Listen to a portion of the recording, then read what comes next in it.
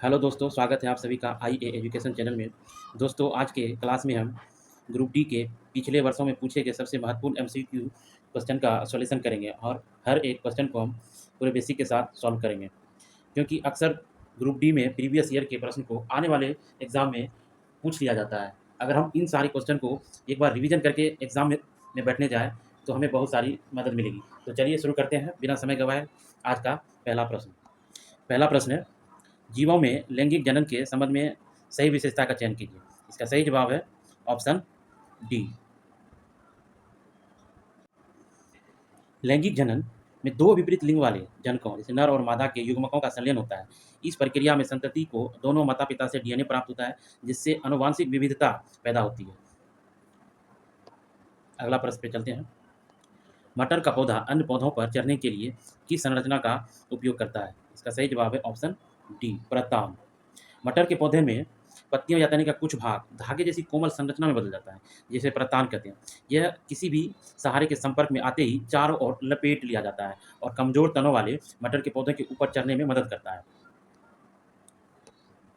अगला प्रश्न है, क्रिकेट खिलाड़ी तेज गति से आती गेंद को पकड़ते समय अपने हाथ को पीछे की ओर खींच लेता है।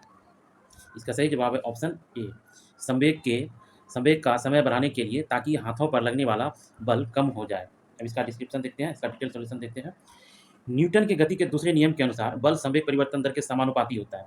जब खिलाड़ी हाथों को पीछे की ओर खींचता है, तो गेंद को रोकने का समय बढ़ जाता है और समय बढ़ने से संवेग परिवर्तन की दर कम हो जाती है, जिससे खिलाड़ी के हाथों पर लगने वाले आघात को कम कर देता है और चोट नहीं लगता है।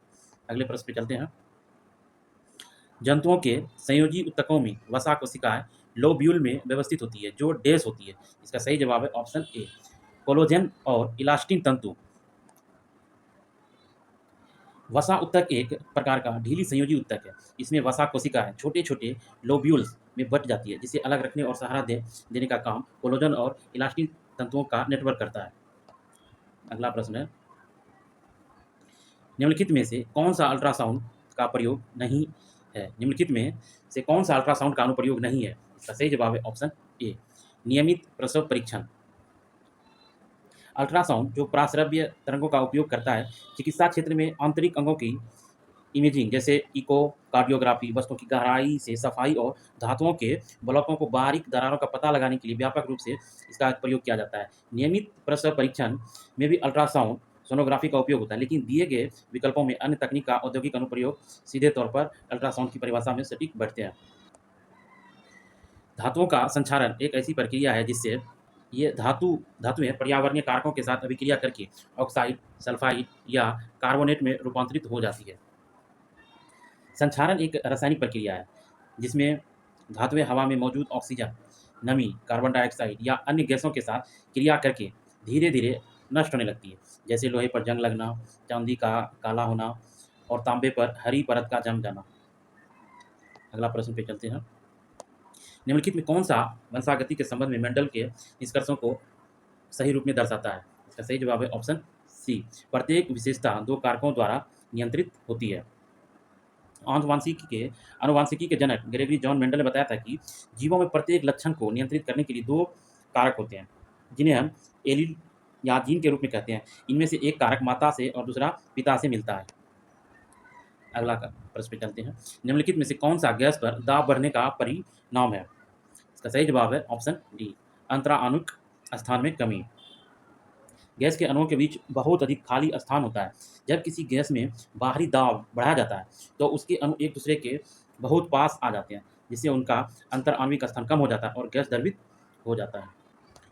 अगला प्रश्न है, एक वस्तु को 78.4 मीटर की ऊंचाई से गिराया जाता है। भूतल तक पहुंचने में उसके द्वारा लिया गया समय ज्ञात कीजिए। जी बराबर 9.8 मीटर प्रति सेकंड का उपयोग करना है। इसका सही जवाब है ऑप्शन डी, 4 सेकंड। अगला प्रश्न है, निम्नलिखित में से कौन सी विधि फसलों के लिए जल उपलब्धता में वृद्धि हेतु सिंचाई की नई पहल का हिस्सा है? इसका सही जवाब है ऑप्शन ए। आधुनिक कृषि और सतत विकास में जल की उपलब्धता बढ़ाने के लिए वर्षा जल संग्रहण और जल संग्रहण प्रबंधन सबसे महत्वपूर्ण नई पहलों में शामिल है। इससे भूजल स्तर बढ़ता है और सूखे की सिंचाई के लिए पानी उपलब्ध कराता है।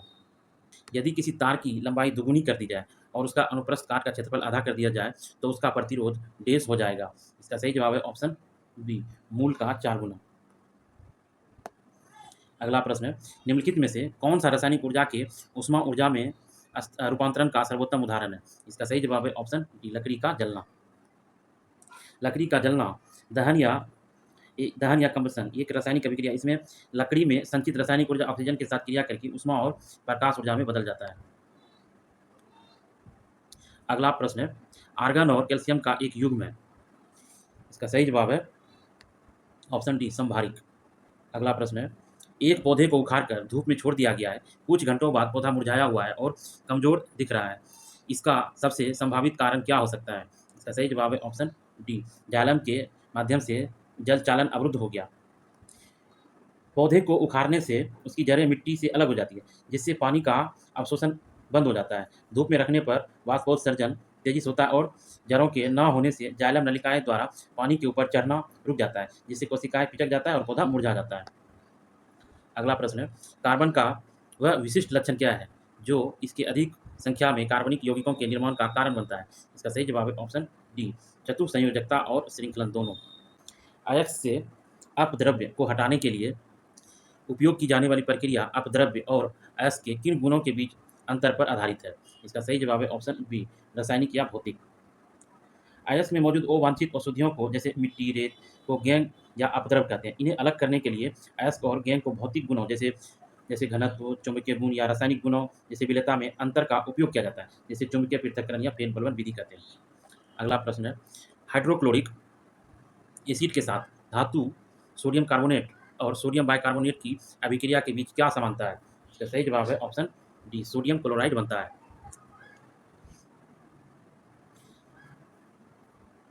अगला प्रश्न है, निम्नलिखित में से कौन सा विकल्प पदार्थ के गैसीय गुण और इसकी एसआई इकाई के संदर्भ में सुमेलित है? इसका सही जवाब है ऑप्शन डी, घनत्व किलोग्राम प्रति घन मीटर। अगला प्रश्न है, एक भारी लकड़ी के गुटके को किसी खुरदरे फर्श पर धकेला जाता है, रगड़ा गया बल धीरे धीरे बढ़ाया जाता है। पहला, पहले तो ब्लॉक हिलता नहीं है। दूसरा, फिर एक निश्चित बल पर ब्लॉक खिसकना शुरू कर देता है। तीसरा, अंततः जब ब्लॉक फिसल रहा होता है तो वह स्थिर वेग से चलता है। निम्नलिखित में से कौन सा कथन इन तीनों चरणों में बल की स्थिति का सही वर्णन करता है? इसका सही जवाब है ऑप्शन बी, चरण 1 स्थैतिक, चरण 2 असंतुलित, चरण 3 संतुलित। चरण 1 में जब ब्लॉक हिलता नहीं है तो लगाया गया बल स्थैतिक घर्षण द्वारा पूरी तरह से संतुलित होता है। चरण 2 में जब ब्लॉक खिसकना शुरू करता है तो बाहरी बल घर्षण बल से अधिक हो जाता है, यानी बल असंतुलित हो जाता है। चरण 3 में जब ब्लॉक स्थिर वेग से चलता है तो त्वरण शून्य होता है, जिसका अर्थ है कि लगाया गया बल और गतिज घर्षण बल एक दूसरे के बराबर यानी संतुलित है। अगला प्रश्न है, उत्तल लेंस को अभिसारी लेंस भी कहा जाता है क्योंकि यह समांतर किरणों को एक बिंदु पर केंद्रित करता है। जब मुख्य अक्ष के समांतर प्रकाश की किरणें उत्तल लेंस से होकर गुजरती है तो अपवर्तन के बाद वे सभी एक बिंदु पर फोकस होती हुई मिलती है या अभिसरित होती है। इसी गुण के कारण से अभिसारी लेंस कहते हैं। अगला प्रश्न है, सांद्र सल्फ्यूरिक अम्ल को निर्जलीकरण कारक माना जा सकता है क्योंकि यह निम्नलिखित में से डैश से जल को हटाता है। इसका सही जवाब है ऑप्शन डी, सुक्रोज। अगला प्रश्न है, एक कोशिकीय जीव का समान आनुवंशिकी सामग्री वाले दो बराबर संतति कोशिकाओं में विभाजन को निम्नलिखित में से क्या कहा जाता है? इसका सही जवाब है ऑप्शन सी, द्विखंडन। जब एक कोशिकीय जीव जैसे अमीबा या जीवाणु परिपक्व होकर दो बराबर भागों में विभाजित हो जाता है, दोनों भागों को समान आनुवंशिक सामग्री मिलता है, तो इस अलैंगिक जनन की विधि को द्विखंडन कहा जाता है। अगला प्रश्न है, किसी जीव में कोशिका भित्ति का स्थान क्या होता है? इसका सही जवाब है ऑप्शन सी, किसी पादप कोशिका में प्लाज्मा झिल्ली के ठीक बाहर। कोशिका भित्ति सेल वॉल केवल पादप कोशिकाओं, कवक और कुछ बैक्टीरिया में पाई जाती है। यह कोशिका को निश्चित आकार, सुरक्षा प्रदान करने के लिए प्लाज्मा झिल्ली के ठीक बाहर स्थित एक कठोर आवरण होता है। जंतु कोशिकाओं में यह अनुपस्थित होता है। अगला प्रश्न है, निम्नलिखित में से किस कारक में वृद्धि से चालक का प्रतिरोध बढ़ेगा? चालक का तापमान, चालक की लंबाई, चालक के अनुप्रस्थ काट का क्षेत्रफल। इसका सही जवाब है ऑप्शन डी, 1 और 3 दोनों। किसी धात्विक चालक का प्रतिरोध उसकी लंबाई के समानुपाती होता है। तापमान बढ़ने पर धातुओं का प्रतिरोध बढ़ता है, जबकि अनुप्रस्थ काट का क्षेत्रफल बढ़ने पर प्रतिरोध कम होता है। इसलिए लंबाई और तापमान बढ़ाने से प्रतिरोध बढ़ेगा। अगला प्रश्न है, न्यू कार्टेशियन साइन कन्वेंशन के अनुसार यदि प्रकाश की किरण वस्तु से लेंस तक जाती है तो वस्तु हमेशा इस प्रकार रखी जाती है कि ऑप्शन बी वस्तु लेंस के बाईं ओर हो। अगला प्रश्न जो जीके से और करंट अफेयर से है, चलिए उसको देखते हैं। इसरो प्रमुख वी नारायण जो 2025 में कोलकाता में कौन सा सम्मान प्राप्त हुआ था? इसका सही जवाब है option C Ram Mohan mission पुरस्कार। इसरो के प्रमुख वैज्ञानिक और लिक्विड प्रोपल्सन सिस्टम्स सेंटर के निदेशक डॉक्टर वी नारायण को वर्ष 2025 में कलकत्ता में प्रतिष्ठित राम मोहन मिशन पुरस्कार से सम्मानित किया गया। यह पुरस्कार उन्हें अंतरिक्ष विज्ञान और क्रायोजेनिक टेक्नोलॉजी के क्षेत्र में उनके उत्कृष्ट योगदान के लिए दिया गया। अगला प्रश्न है, भारत की संसद द्वारा मणिपुर विनियोग विधेयक किस वर्ष पारित किया गया? इसका सही जवाब है ऑप्शन बी 2025। भारत की संसद द्वारा मणिपुर विनियोग विधेयक वर्ष 2025 में पारित किया गया। इस विधेयक का उद्देश्य राज्य में प्रशासनिक और विकासात्मक कार्यों के लिए भारत की संचित निधि से धन निकालने की वैधानिक मंजूरी देता है। अगला प्रश्न है, फरवरी 2025 में ट्रांसपेरेंसी इंटरनेशनल द्वारा जारी 2024 के लिए भ्रष्टाचार धारणा सूचकांक में भारत के पड़ोसियों में से निम्नलिखित में से किस देश की रैंकिंग भारत से बेहतर है? इसका सही जवाब है ऑप्शन डी चीन। ट्रांसपेरेंसी इंटरनेशनल द्वारा फरवरी 2025 में जारी भ्रष्टाचार धारणा सूचकांक में भारत के पड़ोसी देश केवल चीन ही रैंकिंग में स्कोर भारत से बेहतर था। बांग्लादेश, पाकिस्तान, श्रीलंका जैसे अन्य पड़ोसी देश इस सूचकांक में भारत से काफ़ी नीचे है।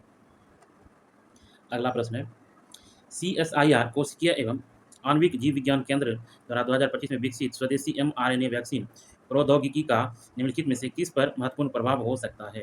इसका सही जवाब है ऑप्शन बी भविष्य के प्रकोपों के लिए अधिक मापनीय वैक्सीन प्रक्रिया प्रदान करना।